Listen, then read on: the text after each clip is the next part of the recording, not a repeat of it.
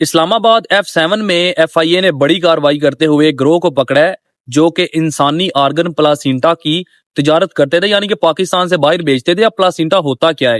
یہ ایک آرگن ہوتا ہے جو کہ ایک پریگننٹ خاتون کے پیٹ میں ہوتا ہے، جو کہ بچے کو خوراک اور آکسیجن کا کام کرتا ہے، اور جب بچے کی پیدائش ہوتی ہے تو یہ آرگن بچے کے ساتھ ہی باہر آ جاتا ہے۔ یہ FIA کی اس کارروائی پر ہم اپریشیٹ کرتے ہیں، اور FIA نے جو ہے وہ ٹیمیں تشکیل دے دی ہیں، یعنی کہ کہا جا رہا ہے مزید چھاپے مارے جائیں گے، اور ہسپتالوں کے نام جو ہیں وہ ہڈن رکھے گئے ہیں تاکہ کسی کو پتہ نہ چلے، مزید چھاپے مارے جائیں گے۔ سوچنے کی بات ہے، پتہ نہیں کب سے یہ اسمگلنگ ہو رہی ہے، کب سے یہ سارے سسٹم کیے جا رہے ہیں۔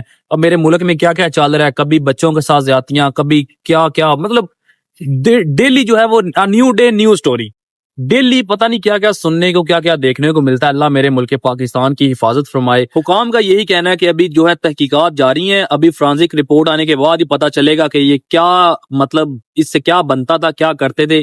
خیر جو بھی ہے، بڑی عجیب و غریب سی خبر ہے۔ اللہ میرے ملک پاکستان کی حفاظت فرمائے۔ پاکستان زندہ باد۔